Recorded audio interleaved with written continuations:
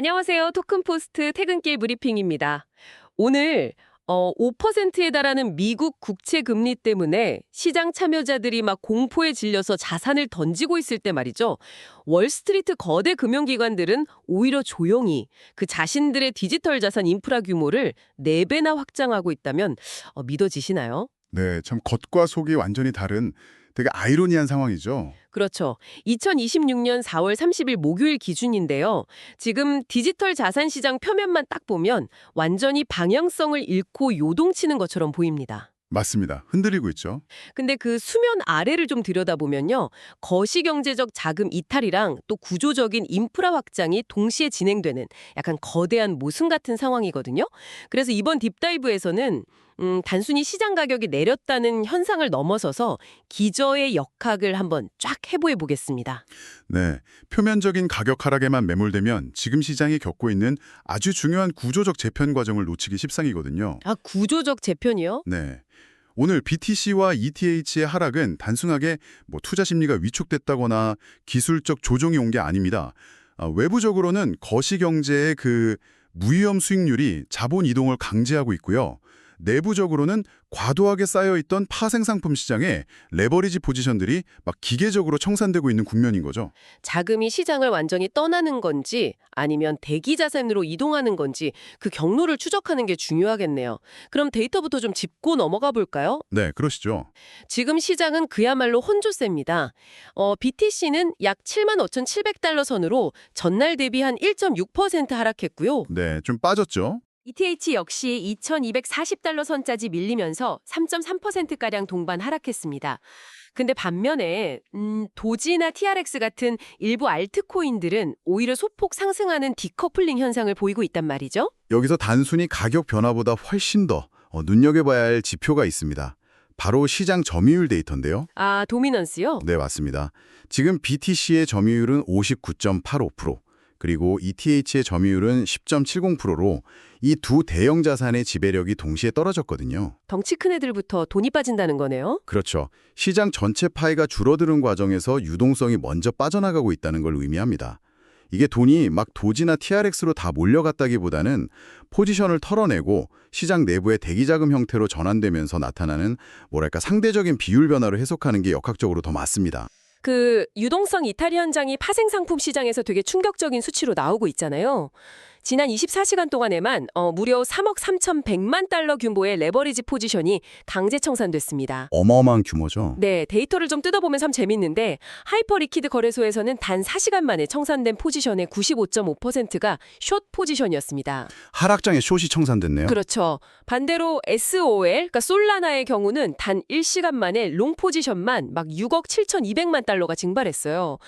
솔직히 여기서 좀 합리적인 의심이 드는데 어떤 의심이시죠? 1시간 만에 6억 달러 이상을 롱 포지션이 털렸다는 게 거시경제가 불안하다고 개인 투자자들이 갑자기 일제히 매도 버튼을 눌렀다고 보기엔 수치가 너무 과격하잖아요.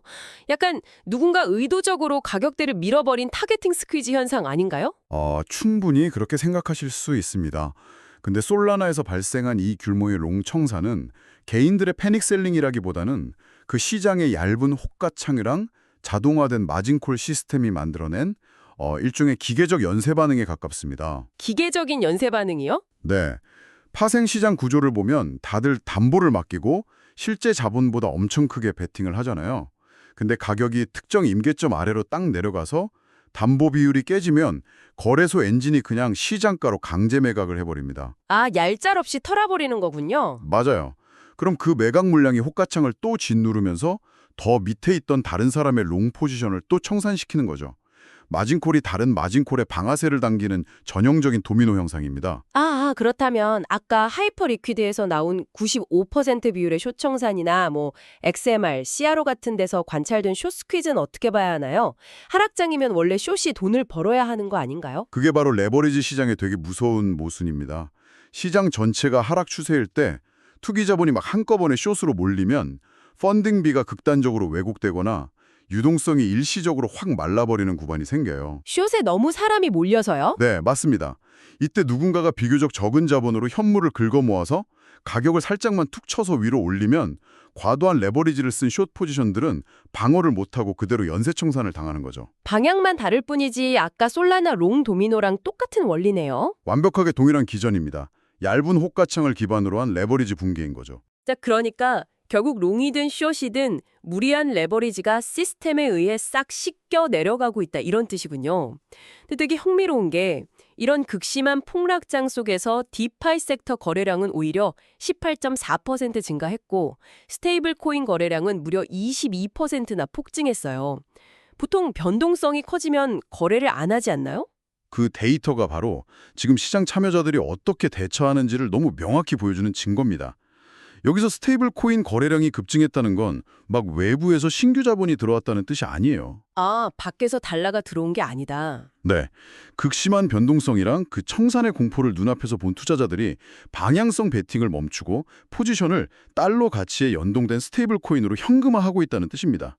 일종의 안전한 대기실로 도피하는 거죠. 대피하면서 거래량이 늘어난 거군요. 네, 디파이 거래량 증가도 마찬가지로 온체인상에서 담보를 빼거나 포지션을 재조정하는 트랜잭션이 막 몰리면서 나온 기계적인 결과물입니다. 자, 그럼 시장 내부의 레버리지가 무너지고 사람들이 스테이블 코인이라는 대기실로 피신하는 상황을 짚어봤는데요. 그럼 도대체 왜 하필 지금 이 시장에 이 도미노가 쓰러졌느냐? 거시경제라는 외부 압력을 좀 살펴봐야 할 것 같습니다. 지금 제일 무서운 지표가 단연 미국 국채 시장이잖아요. 그렇죠. 30년 만기 국채 수익률이 기어이 5%를 터치했으니까요. 디지털 자산을 분석하는데 왜 전통금융, 그러니까 채권 금리를 이렇게 뚫어져라 봐야 하는 건지 그 연결고리를 좀 설명해 주시죠. 자산 운용하는 거대 기반 투자자들 입장에서 보면 진짜 단순하고 강력한 원리입니다. 미국 정부가 보증하는 국채는 금융시장에서 무위험 자산의 기준점이거든요. 그렇죠. 제일 안전하니까요. 만약 이 무위험 자산이 이자를 1, 2%밖에 안 준다. 그러면 기관들은 목표 수익률을 맞추기 위해서 어쩔 수 없이 비트코인 같이 변동성이 큰 위험 자산에 돈을 넣어야 합니다. 위험을 감수하고서라도 수익을 내야 하니까. 네. 근데 지금처럼 아무 리스크 없이 가만히 있어도 5%라는 높은 확정 수익을 준다. 그러면 상황이 완전히 달라지는 거죠. 굳이 맘졸이면서 비트코인 들고 있을 이유가 수학적으로 아예 사라지는 거네요. 정확합니다. 기관들 포트폴리오는 막 감정이나 시장의 비전으로 움직이는 게 아니거든요. 철저하게 리스크 대비 기대 수익률을 계산하는 알고리즘으로 돌아갑니다. 아, 기계적인 재조정이군요. 네, 국채금리 5%는 그 알고리즘이 자동으로 위험 자산을 팔고 무위험 자산을 사도록 강제하는 트리거인 셈입니다. 암호화폐 자체의 가치가 훼손됐다기보다는 글로벌 자본시장의 중력이 거시경제 쪽으로 확 이동해버린 결과죠. 근데 그 국채금리를 5%까지 밀어 올린 배후에는 결국 연준의 통화정책 그리고 지정학적 리스크가 있잖아요. 지금 연준 위원 3명이 연달아 금리 인하에 반대하는 막 매파적인 신호를 강하게 냈단 말이죠. 시장이 그렇게 기다리던 금리 인하 사이클이 딱 멈춘 건데 여기다 기름을 부은 게 바로 유가 폭등입니다. 맞아요. 브렌트유가 배럴당 120달러를 돌파했습니다. 이 유가랑 연준 금리 그리고 디지털 자산 유동성이 하나의 파이프라인으로 쫙 연결되어 있거든요. 연준이 금리를 내리려면 무조건 인플레이션이 꺾여야 합니다. 물가가 잡혀야 내리죠. 네. 근데 원유가 배럴당 120달러를 넘으면 공장 돌리는 비용부터 배송비까지 경제 전반화 물가가 연쇄적으로 다 오르잖아요. 그럼 연준은 금리를 내릴 명분이 없어지는 겁니다. 아, 결국 고금리가 장기화되면서 국채 금리를 계속 높게 유지시키고 그게 위험 자산의 유동성을 말려버리는 거네요. 맞습니다. 블랙홀처럼 흡수해버리는 거죠. 그 유가 폭등의 진원지가 또 지정학적 위기잖아요. 보도를 보니까 현직 미국 대통령이 미 중부 사령관한테 이란 핵심 기반 시설 공습이나 호르무즈 해협 통제 같은 군사행동 계획을 브리핑받을 예정이라고 합니다. 이런 국제정치 이슈가 ETF 자금 이탈로 직결된다는 게 참 메커니즘이 무섭습니다. 네, 지정학적 변수가 금융에 미치는 타격점을 잘 봐야 하는데요. 호르무즈 해협은 전 세계 원유 수송량의 20%가 지나가는 제일 핵심적인 병목 구간입니다. 거기가 막히면 끝장나는 거군요. 그렇죠. 거기가 통제될 수 있다는 시나리오 자체만으로도 시장은 엄청난 프리미엄을 요구합니다.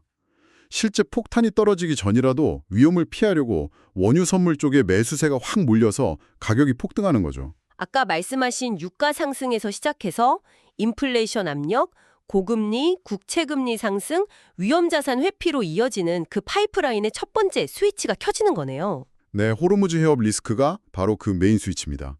그 파이프라인 타고 거시적 썰물이 쫙 빠져나가는 게 ETF 자금 유출 데이터에서 적나라하게 보입니다.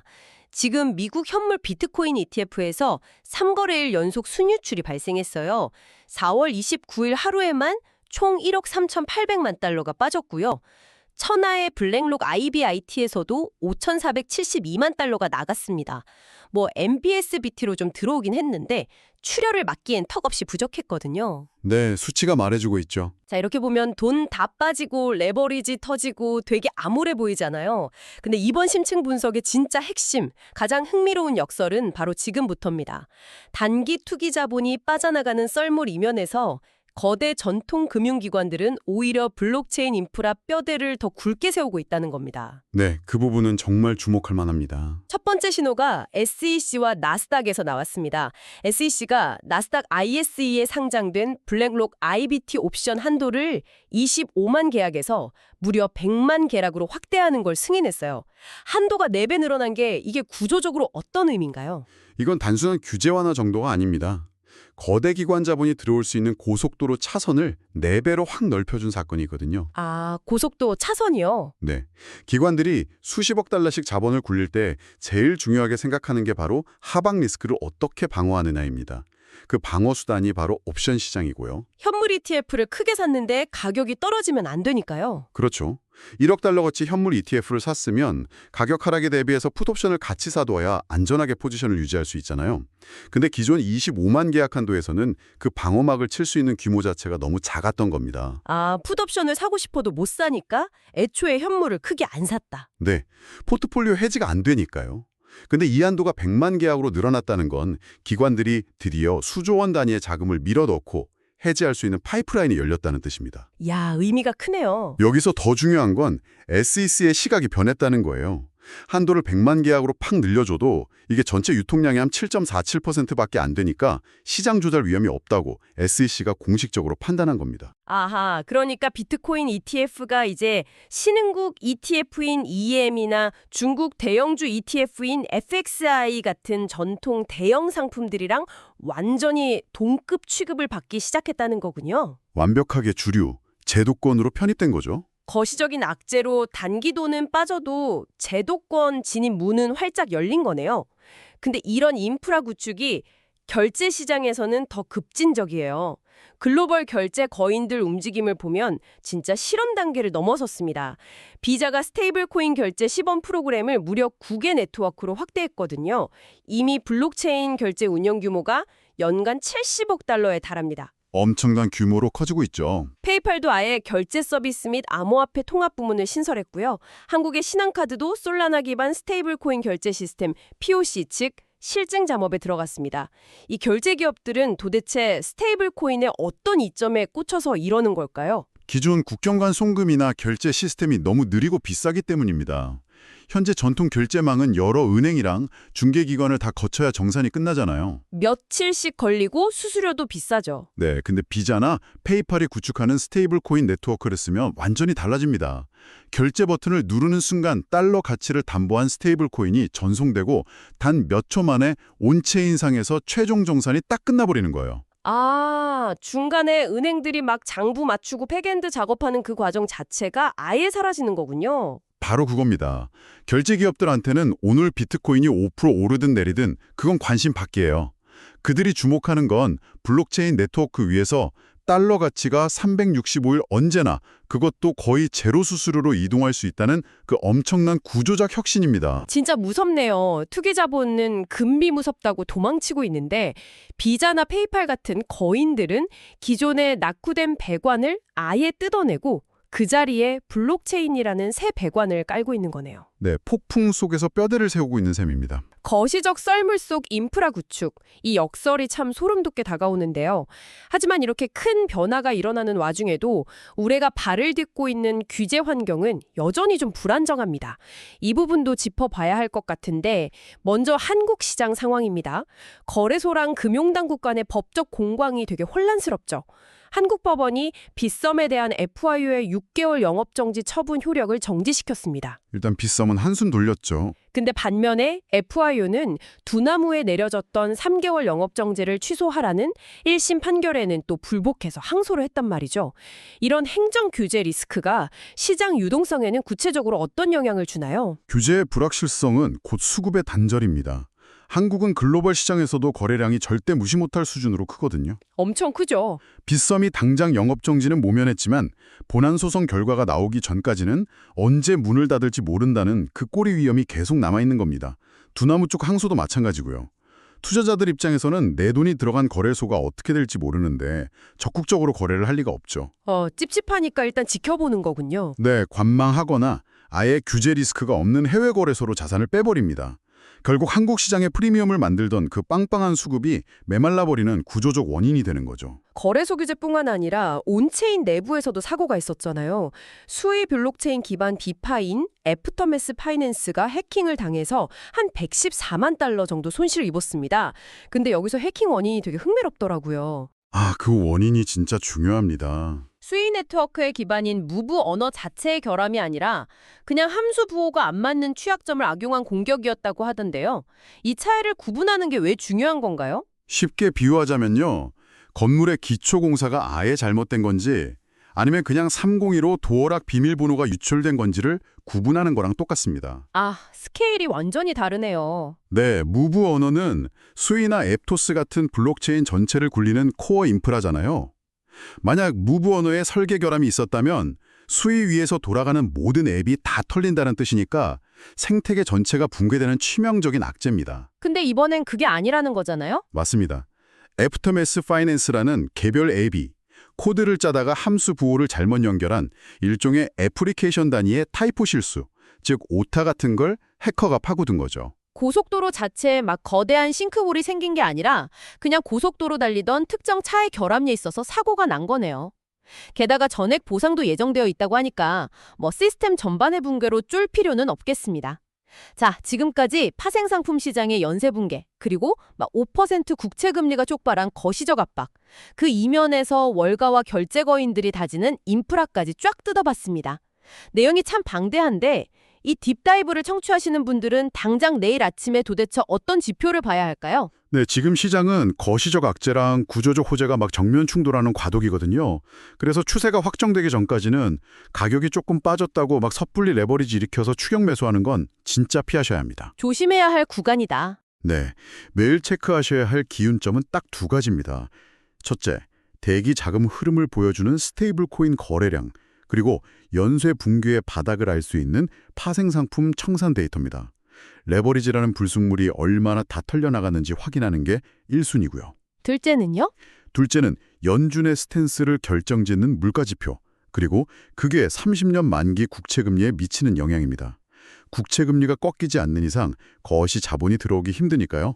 포지션 규모를 무조건 보수적으로 통제하셔야 합니다. 거시경제의 썰물이 만든 혼란, 그리고 월스트리트가 다지는 튼튼한 장기 인프라, 이 두 가지 얼굴이 지금 시장의 진짜 모습입니다. 단기 투기 자본은 국채금리랑 전쟁 공포 앞에 막 추풍 낙엽처럼 휩쓸려 가고 있지만요. 시야를 조금만 넓히면 수조 원 굴리는 전통금융기관들은 지금 블록체인을 핵심 결제망으로 아주 깊숙이 편입시키고 있습니다. 여기서 이번 심층 분석을 마무리하면서 한 가지 화두를 던지고 싶습니다. 고금리랑 유가 급등 같은 폭풍이 영원할 순 없잖아요. 나중에 이 거시 폭풍이 싹 지나가고 시장이 안정됐을 때 새롭게 깔린 이 거대한 블록체인 금융망의 실질적 주인은 과연 누가 되어 있을까요? 그리고 그때 비트코인의 가치는 지금 같은 단순한 위험자산 잣대로 평가받을 수 있을까요? 뉴스 이면에 숨겨진 이 질문에 대해 한번 고민해 볼 만한 주제입니다.